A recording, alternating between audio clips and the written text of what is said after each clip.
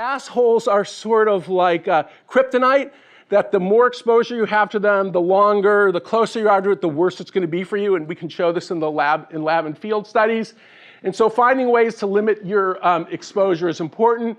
Some of the most interesting studies, which have been around for a long time, going back to research by Tom Allen in the 70s at MIT, shows that essentially as you sit further away from somebody, further and further away, you have less communication with them and they have less influence on you. These studies have been going on for a long time. I mean, essentially his research shows that if you can get 150 feet away from someone, it's almost like they're in another country. Now we've got some newer studies of open office environments, and essentially what this group of researchers did out of Harvard at the time is where they were, was they looked to see the effect of a toxic person in an open office environment. And what they found was if somebody, so it could be you, is within 25 feet of a toxic person, number one, the odds they will become toxic themselves go up. Remember how it's contagious? And number two, the odds they are going to get fired also go up. So, and by the way, the more positive stuff just came out. They've got newer stuff that shows that if you sit next to a collaborative superstar, it's good for your career. So who you sit next to in an open office is very important. Another thing that comes out of partly research and partly experience is that if you're in a situation where you have somebody who's abusive, especially somebody who has what I would call, or the researchers would call, Machiavellian personality, these are people, often childhood bullies, who when they're nasty to you and you look like you're in pain or suffering, like literally, they can show with these brain scanning studies that their brains light up.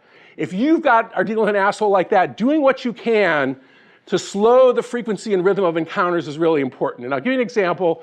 So this comes from a doctoral student I know. She's now a prestigious professor at a prestigious university. She's tenured. So she had what she called a batshit crazy advisor. Early in her career with him, he would call her up at 3 o'clock in the morning and yell at her. He'd send strings of nasty emails, and they'd have these in-person meetings where he would also be nasty. So what she did was she slowed the rhythm. For example, she said, I'd wait to get 7, 8, 10, 15 emails, and then I'd do a short, polite response. I wouldn't respond to them all at once. With meetings, she slowed things down where she would meet with him every 2 or 3 weeks and as much as once a month, as opposed to the weekly meetings he wanted. So anything you can do to sort of slow the rhythm helps. Find a safety zone. Sometimes you can hide from them.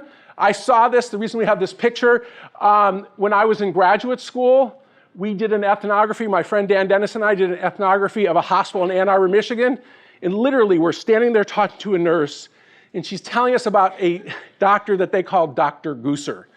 And he was somebody who was famous for his sexual harassment. As we're having the conversation, literally the doctor runs by grabbing the buns of a nurse while she was screaming, and they would go into the nurse's lounge to hide from him, as an example.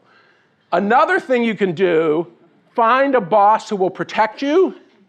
All sorts of evidence that this is the hallmark of what a great boss is.